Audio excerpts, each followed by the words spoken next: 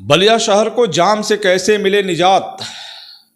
इस पर जनप्रतिनिधि, खासतौर पे अधिकारी, शासन पूरी तरह से गंभीरता से विचार कर रहा है, रास्ता निकाल रहा है कि कैसे बलिया को जाम से निजात मिले। दिन पे दिन बलिया शहर में जो बढ़ता अतिक्रमण जो जनता के लिए घातक बना हुआ है, खासतौर पे उस समय से ना अपने घर पहुंच पा रहे हैं, ना बच्चे स्कूल पहुंच पा रहे हैं, ना लोग समय से मार्केट कर पा रहे हैं। तमाम समस्याएं हैं। कई बिंदुओं पर लोगों से अलग अलग प्रतिक्रिया ली जा रही है कि आखिर अपना बलिया शहर कैसे सुंदर लगे, कैसे बेहतर लगे। जो भी बाहर से आ रहे हैं, ख़ासतौर पे बात करें प्रदेश के सभी जनपदों से, बिहार से जो भी अपने बलिया में आए तो उनको लगे कि हाँ, बलिया बलिया है। ये वही बलिया है जिसने देश को प्रधानमंत्री चंद्रशेखर को दिए। तो आइए हम उस तमाम मुद्दे पे बात करते। साहित्य के क्षेत्र में, क्रांति के क्षेत्र में, बगावत के क्षेत्र में, आज़ादी के क्षेत्र में, साहित्य के क्षेत्र में, हर क्षेत्र में अपना बलिया आगे रहा है। आइए हम बात करते हैं खास तौर पे कमलेश सिंह से, जो एनजीओ प्रकोष्ठ के जिला संयोजक हैं, कि बलिया शहर को जाम से कैसे मिले निजात। जी कमलेश जी, नमस्कार। जी नमस्ते। आज चर्चा ये हो रही है कि जैसा बलिया शहर को जाम से निजात दिलाने के लिए क्या रास्ते हो सकते हैं, कैसे इससे समस्या से लोग निजात पाएंगे, कैसे ये सुधरेगा अपना बलिया, बेहतर कैसे लगेगा। जो जाम लग रही है, जो अतिक्रमण जैसी समस्या सामने आ रही है, कैसे दूर हो सकती है। अब उसके पीछे देखिए, रोजी रोजगार का तो है ही है। हर आदमी को 2 वक्त की रोटी, रहने को मकान, सबको चाहिए। कोई भी व्यक्ति जो भी कुछ कर रहा है वो शौक से नहीं, मजबूरी में कर रहा है अपने परिवार के लिए, तो उस पर भी एक सोच होनी चाहिए। तो फिलहाल जो भी हो, आइए हम बात करते हैं कि खास तौर पे कैसे हो इसका। देखिए, दिन ब दिन वाहन बढ़ते जा रहे हैं, ठीक है। तो जैसे हम लोगों ने पहले से एंक्रोचमेंट जो किया हुआ है, जो सड़कों पे हर तरह का एंक्रोचमेंट है। जैसे देखिए, पहले तो हम लोग ज़्यादा जो जाम का समस्या है वो तो जब हम लोग रेलवे क्रॉसिंग गिर जाती है। रेलवे क्रॉसिंग गिर जाती है, दूसरी ट्रेन जब आने को होती है, एक ट्रेन तुरंत गुजर गई, बहुत ज़्यादा जाम नहीं होता है। लेकिन जैसे ही दूसरी ट्रेन गुजरने को होती है तो जाम जो है चित्तू पंडित चौराहा के, आप वो समझिए कि वहाँ कटहर नाले तक बढ़ जाता है, इधर हमारे स्टेशन तक बढ़ जाता है, ठीक है, क्योंकि गाड़ियाँ पास नहीं हो पाती हैं। तो उसका देखिए, एक तो बहुत एक प्रशासन को चाहिए कि एक तो हम लोग ग्रीन सिग्नल, रेड सिग्नल, जैसे एक ग्रीन सिग्नल यहाँ पे रेड सिग्नल की व्यवस्था कर सकते हैं। जो हम लोग के कोर्ट का गेट है, जहाँ से आप टीडी कॉलेज चौराहे से जो ओवरब्रिज पे चढ़ रहे हैं, एक यहाँ पे सिग्नल की व्यवस्था हो जाए कि अगर वहाँ पे क्रॉसिंग गिरी हो तो रेड हो जाए और क्रॉसिंग ओपन हो तो ग्रीन हो जाए, ताकि लोग ओवरब्रिज को यूज करें। जैसे जिनको बहेरी भी जाना हो, लखनऊ जाना हो, कहीं भी जाना हो, तो ओवरब्रिज से जाके और राउंड लेके निकल जाएंगे, वो फिर जाम का वजह नहीं बनेंगे। और दूसरा जो है, एक उधर बना हो, अपना चित्तू पांडे चौराहे पे बना हो, ऐसे वहाँ से तो दिख भी जाता है, लेकिन इधर बहुत ज़रूरी है एक रेड सिग्नल बैक। दूसरा ये है कि अक्सर बात होता है, हमारे जो अभी नए मंत्री जी बने हैं, दयाशंकर सिंह जी, जो वर्तमान विधानसभा के सदस्य हैं बलिया नगर से, और बलिया के विकास को लेकर बहुत उत्सुक भी हैं अक्सर। और उनके विचार में है कि इस पे जो हम लोगों का कटहर नाला है, उस पे पथवे बनाने का, ठीक है, एक बाईपास उसको आप कह सकते हैं। तो चूँकि बड़ा प्रोजेक्ट है, लेकिन वो उनकी सोच भी बहुत बड़ी रहती है, ठीक है, तो उनके विचार में है ऐसा। तो अगर वो बन जाएगा तो बहुत बड़ी समस्या हल हो जाएगी, क्योंकि अगर वो बहादुरपुर से लेके और सपोज करिए विजयपुर तक अगर बन जाता है, तो वहाँ से यहाँ हम लोग हॉस्पिटल जाने से लेके, गंगा स्नान जाने से लेके, और उधर चितबड़गांव और बक्सर जाने तक सारी छोटी वाहनों के लिए तो बहुत बड़ी समस्या का हल हो जाएगा। ये है। दूसरा एक बड़ा समस्या मैं अक्सर देखता हूँ कि ओवरब्रिज से जैसे ही आप उतरते हैं तो आप देखते होंगे पानी टंकी चौराहा और विष्णुपुर चौराहा, ये 2 चौराहे अक्सर जाम रहते हैं।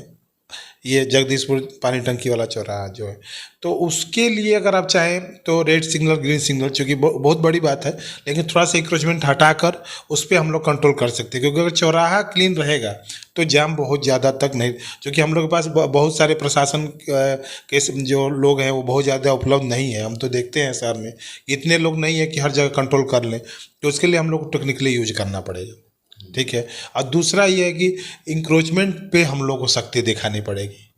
और जो हमारे भाई सब्जी वाले हैं, चाहे पटरी दुकानदार, जो भी अगर विस्थापित होंगे तो उनके लिए सोचकर, उनको पहले उनको विश्वास में लेकर और उनके लिए एक नियत स्थान देकर, ठीक है, और उनको जो है हर तरह से संतुष्ट करके और एंक्रोचमेंट हटा देंगे हम लोग। तो एंक्रोचमेंट हटाने से जो है उस पर भी हम लोग के ट्रैफिक समस्या जो है दूर हो जाएगी, क्योंकि हमारे ज़िले की सबसे बड़ी समस्या जो है वो ट्रैफिक की समस्या है, जाम की समस्या है। तो और जैसे आपने कहा कि अच्छी बात है कि अगर इसके लग जाने से 50 से 60% कुछ लोगों को निजात मिल सकती है जाम से। एक और चीज़ है कि राजधानी को जोड़ने के लिए जो आपका कटहल नाला के पास एक आपने देखा होगा कि पुराना पुल था जो टूट चुका है। एक जो उस समय वर्तमान में जो पुल है जिससे लोग आ रहे हैं जा रहे हैं, जिससे आवागमन है, हमें लगता है वो भी अब दिन पे दिन कमज़ोर होता जा रहा है। तो एक वो हो गया। दूसरा, गढ़वाल रोड की तरफ आप जाएंगे तो वो भी जो पुल है वो काफ़ी पुराना है। तो हमें जो लगता है कि एक अलग से पुल का निर्माण होना चाहिए, इस पर क्या है? देखिए, बिल्कुल इन पुलों का, और अभी बहुत सारे सिस्टम है जो मैं देख रहा हूँ कि गवर्नमेंट जो है बहुत सारे पुलों का सर्वे भी करा रही है कि इनकी स्थिति क्या है, ठीक है, कि अभी ये लोड ले पाएंगे कि नहीं ले पाएंगे। तो उस तरह का एक सर्वे भी होना चाहिए इन पुलों की, ये पुल कितने मजबूत हैं। दूसरा, जिस तरह से हम लोग ग्रीन फील्ड एक्सप्रेसवे की बात करते हैं, तो जैसे ही बाईपास शुरू होगा तो निश्चित तौर पे हम लोगों के ज़िले का जो भारी लोडर वाहन जो होंगे वो बाईपास से जाएंगे। जैसे अभी आपके फेफना से सुपुरा होते हुए निकल जा रहे हैं, वैसे ही वो बाईपास से जाएंगे तो इनका लोड कम होगा। लेकिन एक सर्वे करा के, एक इसका टेंडर करके जो है इसका एक सर्वे होना चाहिए कि ये जो पुल है वो वास्तव में जैसे अचानक से गिर जाए, टूट जाए, तो वो तो दुर्घटना हो जाएगा, ठीक है। या तो उसको सर्वे कराया जाए, अगर वास्तव में वो कमज़ोर है तो उसको हम लोग को समय रहते ही उसको रोक देना चाहिए, उस पर आवागमन रोक देना चाहिए। इसी तरह से आप देखे होंगे हाईवे पे 4 लेन पे जिस तरह से तेज़ी से काम हो रहा है, उस तरह से यहाँ पे भी एक पुल का अलग से निर्माण, ताकि वो इससे टूटते टूटते तो बन के रेडी हो जाए, कहने का निश्चित ही होना चाहिए। अच्छा, दूसरा और बिंदुओं पे जैसे बात कर रहे थे, ये तो रहा अतिक्रमण पे। जो शहर क्षेत्र में ख़ास तौर पे जो अपना भगोली क्षेत्र है, बलिया शहीद पार्क चौक है, एक वही ऐसा चौक है जिससे कई रास्ते हैं। तो पहले में अब में क्या अंतर दिख रहा है? बहुत अंतर दिख रहा है। प्रभाकर चौधरी जी आए थे, मैं तो निश्चित तौर पे उनका ही नाम लूँगा, ठीक है ना। प्रभाकर चौधरी जी आए थे, सारे अतिक्रमण हटा दिए थे जो IPS थे हम लोगों के बलिया के। आज फिर स्थिति ये है कि आप अगर चाहें तो चौक से स्टेशन तक पैदल नहीं जा सकते हैं एक स्पीड में, वाहन की तो बात ही छोड़ दीजिए, इतना अतिक्रमण हुआ है। तो निश्चित तौर पे इसके लिए प्रशासन ही जिम्मेदार है, नगर पालिका और प्रशासन, ठीक है। मैं किसी व्यक्ति का नाम नहीं लूँगा क्योंकि मैं भी सरकार में हूँ और हर तरह से, लेकिन हम लोग की उदासीनता है कि हम लोग उधर ध्यान नहीं दे रहे हैं, उस पर ध्यान जरूर देना चाहिए। अच्छा, दूसरी बात और है कि ख़ास तौर पे देखा जा रहा है कि जो दूर दराज से आते हैं लोग बलिया रात को घूमना पसंद करते हैं, इसकी वजह? अभी रात को घूमना पसंद कर दो तो जोगी जी की कानून व्यवस्था है, सब कुछ है। भी है, जैसे बताते हैं लोग कि रात को सड़कें खाली मिलती हैं, पटरियाँ खाली मिलती हैं।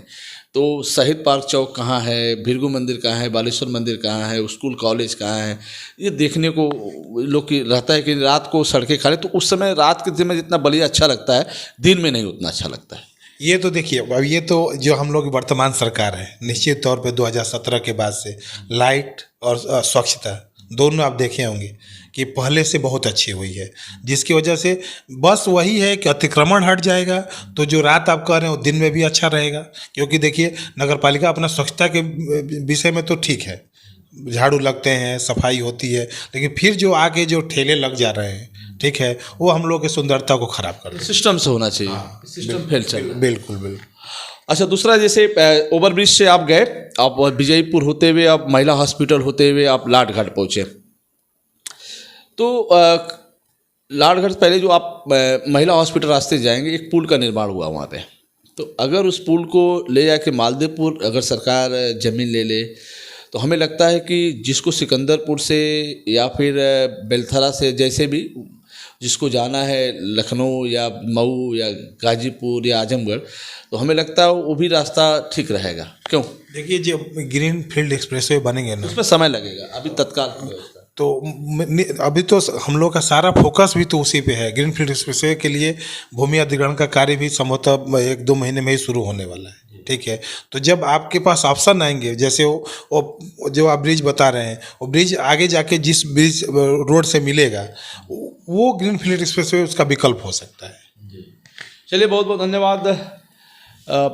बलिया खूबसूरत कैसे लगे, अच्छा कैसे लगे, जैसा कि अपने बलिया नगर विधानसभा क्षेत्र के विधायक और योगी सरकार के मंत्री दयाशंकर सिंह जिस तरीके से बलिया के विकास के प्रति गंभीर हैं, सोच रहे हैं, प्रोजेक्ट बन रहा है, हमें लगता है कि तैयारियां भी बहुत जोर शोर से चल रही कि अपना बलिया प्रदेश के जनपद में जो जनपद है उससे बेहतर कैसे लगे, खूबसूरत कैसे लगे, उसको लेकर खासतौर पर दयाशंकर सिंह जो मंत्री हैं उनके लोग और खुद उस पर लगे हुए हैं। फिर हम आपसे जुड़ेंगे, अब तक के लिए बस इतना ही। नमस्कार।